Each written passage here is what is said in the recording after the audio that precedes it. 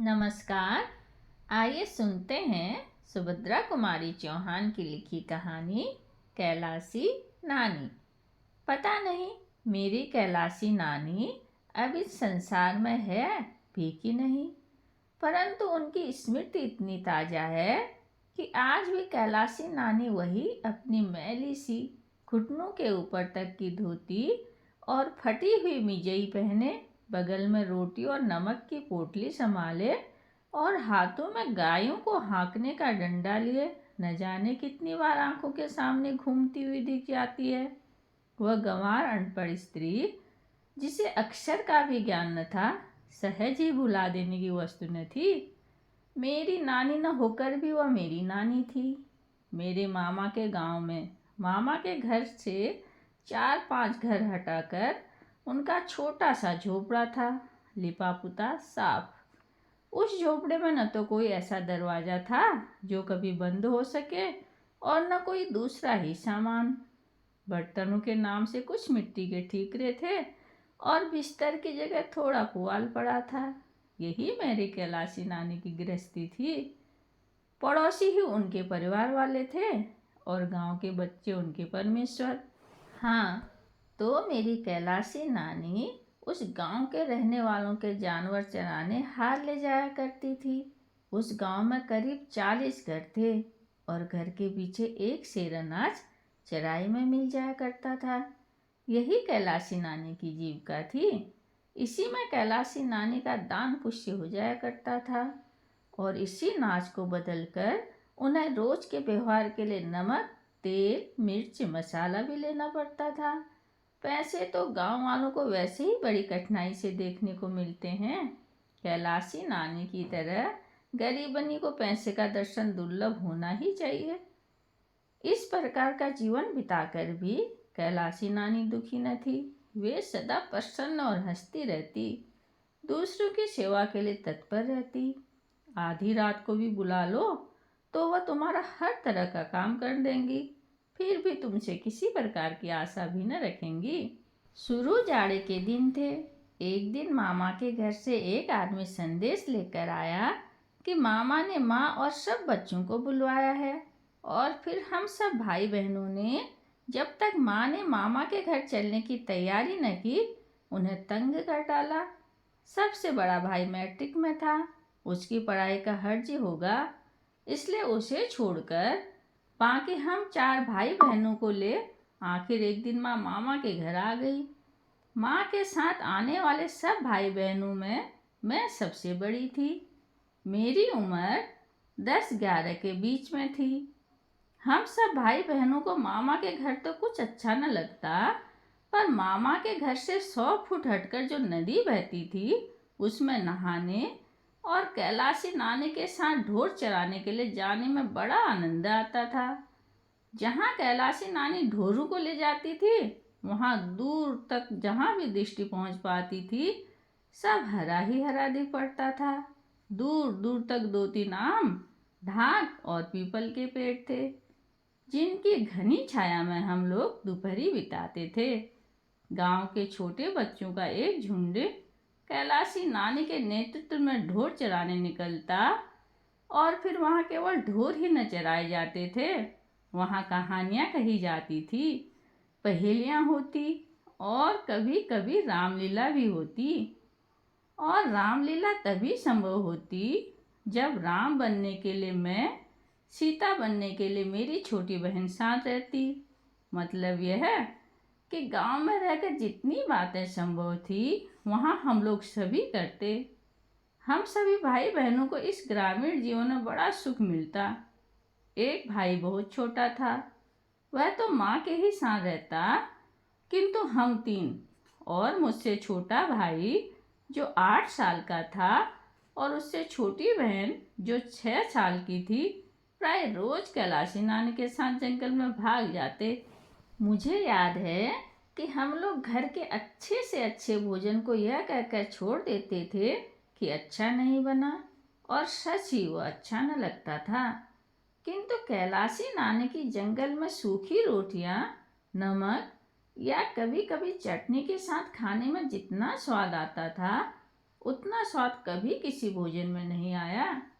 रोटियां भी गेहूं की नहीं, न जाने कितनी तरह के नाज मिलाकर बनाई जाती थी। कैलाशी नानी को हर घर से एक ही नाज तो मिलता न था।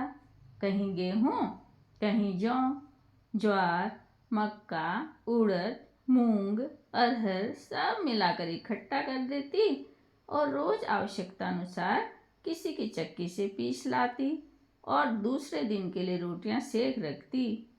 यही उनका प्रतिदिन का आहार था।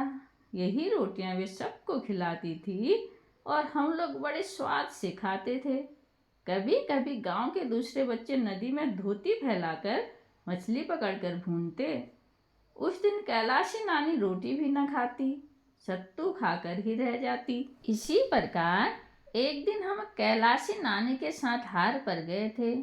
उस दिन कैलाशी नानी ने राजा रानी की कहानी सुनाई थी।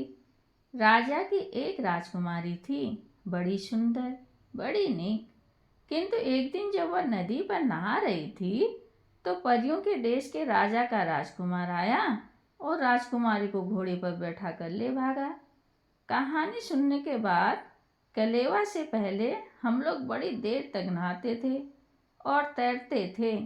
पानी बहुत गहरा न था पर बड़ा साफ था। नदी में नहाने का प्रलोभन ही हमें यहाँ घसीट लाता था। हाँ, तो उस दिन नहाते नहाते मुझे यही डर लग रहा था कि कहीं परियों के देश का राजकुमार ना आ जाए। वहाँ राजकुमार तो ना आया, परंतु जब नहा धोकर लौटी तो देखा कि कैलाशी नानी के पास कोई बैठा है। कपड़े जरा साफ सुथरे थे। मैं डरी कि कहीं यही तो वह राजकुमार नहीं है।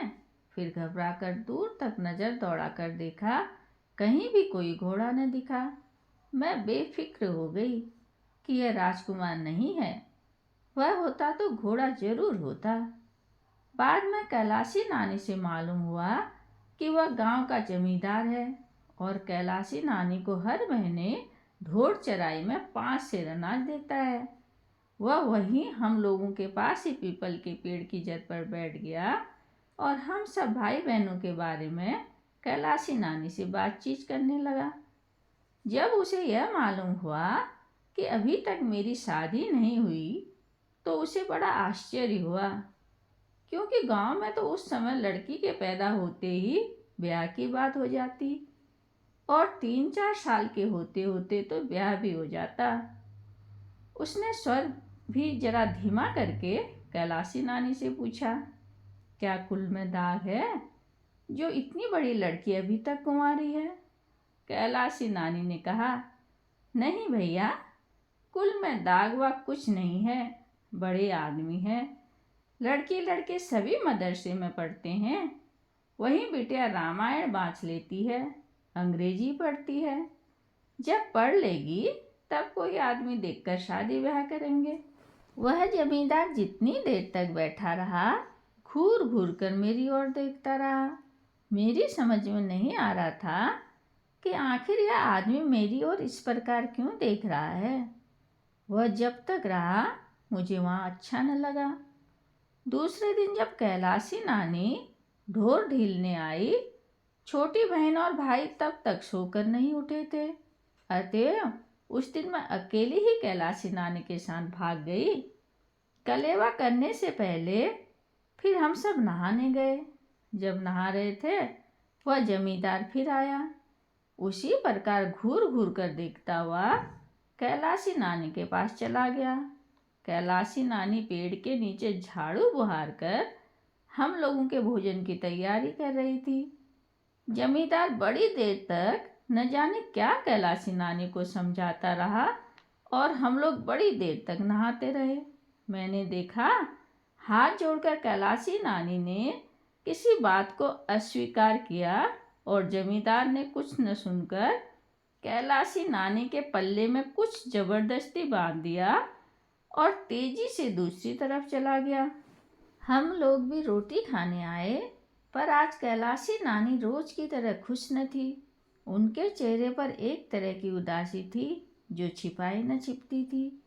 उन्होंने हमें खिलाया, पिलाया और फिर कहानी सुनाने बैठी।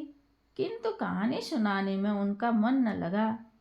ढोर हाँकने और दिन जैसे मैं भी बच्चों के साथ भाग जाती थी, आज कैलाशी नानी ने वैसे न जाने दिया, अपने पास ही बैठाए रखा। जब मैं जाने के लिए जिद करने लगी तो एक आध बार डांट भी दिया। मैं समझ न पाई कि आखिर आज ये ऐसा क्यों करती हैं, पर माँ ने सिखाया था कि बड़ों की बात में सदा क्यों और किस लिए नहीं करना चाहिए, चुपचाप मान लेना चाहिए। यही सोच समझकर उस दिन मैं चुपचाप कैलाशी नानी के पास बैठी रही, पर अच्छा न लगा। उस दिन कैलाशी नानी कहानी भी तो ढंग से न कह सकी थी। कहते कहते रुक जाती और फिर कुछ सोचने लगती। खैर अच्छा ही हुआ कि उस दिन और दिनों की अपेक्षा हम लोग जल्दी ही हार से लौट आए। शाम हो चुकी थी। माँ तुलसी के पास दिया जला रही थी। कैलाशी नानी छिपती हुई सी माँ के पास आई और इशारे से बुलाकर अलग कोठरी में ले गई। उन्होंने माँ से कहा कि अब सब बच्चों समेत वह जल्दी जल्दी घर वापस चली जाए, कारण वह जमींदार माँ की दोनों लड़कियों को यानी मुझे और मेरी छोटी बहन को उड़ा लेना चाहता है। जमींदार का मेरे मामा से बहुत दिनों से बैर चल रहा था। शायद बैर का बदला वह इस प्रकार लेना चाहता था। जमींदार ने कैलाशी नानी से कहा था कि वह मुझे और मेरी बहन दोनों को हार ले जाए। हम दोनों खुले सिर घूमा फिरा ही करती हैं। मौका पाते ही वह हम दोनों को मिठाई खिलाने के बहाने अपने पास बैठाकर दोनों की मांगों में सिंदूर भर देगा। फिर हम दोनों बहनें उसकी ब्याही हुई स्त्रियों के बराबर हो जाएंगी। मामा जानकर भी कुछ न कर सकेंगे। इसी काम में वह कैलाशी नानी से सहायता चाहता था। इसके लिए 10 रुपये तो उसने आज ही कैलाशी नानी के पल्ले में बांध दिए थे और 40 रुपये वह काम पूरा हो जाने के बाद देगा। कैलाशी नानी का इतना ही काम था कि वे जरा सी सहायता कर दें। बस इतने में जमींदार का काम बनता था और कैलाशी नानी को 50 चांदी के चमकते हुए रुपये मिलते थे। कैलाशी नानी ने शपथ लेते हुए 10 रुपये कमर से निकालकर माँ को दिखलाए और बोली, बिटिया झूठ नहीं कहती, मेरे पास तो 10 पैसे भी नहीं, फिर ये 10 कलदार कहाँ से आए? ये उसी अधर्मी ने बांध दिए हैं। तुम मेरी बात मानो बिटिया, को लेकर चली जाओ। जिस गांव का जमींदार इतना अधर्मी है वहाँ फिर ना आना। बिटिया का शादी ब्याह करके ससुराल भेज कर आना। कैलाशी नानी ने यह भी कहा कि माँ के जाते हुए इन रुपयों को जमींदार के आगे फेंक देंगी। यह अधर्म का पैसा कभी स्वीकार न करेंगी। मुझे याद आया कि एक दिन मैं इकन्नी लेकर हार चली गई थी। कैलाशी नानी ने जब देखा कि मेरे पास इकन्नी है तो वो मुझसे लेकर बहुत संभाल कर पल्ले में कई गांठ लगाकर बांध लिया और शाम को लौटकर जब आई तो माँ को इकन्नी देकर बोली, पैसा कौड़ी बच्चों को न दिया करो, कहीं गिर जाता तो नुकसान न हो जाता। थोड़ा भी नहीं, एक आना भी नहीं, एकदम नहीं। और माँ ने जब वह इकन्नी उन्हीं को वापस कर दी तब कैलाशी नानी के चेहरे से ऐसा भाव टपक रहा था जैसे उन्हें कहीं का खजाना मिल गया हो। कई बार इकन्नी को उलट पुलट कर देखने के बाद कैलाशी नानी ने बहुत संभाल कर उसे कमर में खोस लिया और माँ को जाने कितना आशीषती हुई घर गई थी। वही कैलाशी रानी आज कमर में 10 कलदार बांधे थी। कल जरा सी बात के लिए 40 रुपये और मिलने वाले हैं। पर कैलाशी नानी अधर्म का पैसा नहीं लेना चाहती, नहीं लेंगी। वह कल माँ को घर भिजवाए बिना ढोर लेकर हार भी न जाएंगी और तब जमींदार के रुपये उसके दरवाजे पर जाकर फेंक देंगी। फिर जमींदार चाहे तो महीने का 5 से नाज भी बंद कर दे, कैलाशी डरती नहीं। गांव भी तो उसी का है, चाहे तो निकाल दे। कैलाशी कहीं भी जाकर ढोर चरा पेट पाल लेगी। पर सोने की ईंट दिखाकर भी कैलाशी नानी से अधर्म का काम नहीं करवा सकता। कोई जबरन मांग में सिंदूर भरकर उनकी लड़कियों को अपने घर पर रख लेगा। माँ को इन बातों पर विश्वास नहीं था, क्योंकि मेरे पिता वकील थे। वे जमींदार को इस मामले में जेल खाने की हवा खिला सकते थे। फिर भी माँ कैलाशी नानी के आग्रह को टाल न सकी। दूसरे दिन हम सब बच्चों के साथ घर चली आई। तब से आज तक युग बीत गए, पर कैलाशी नानी का कोई समाचार नहीं मिला। धन्यवाद।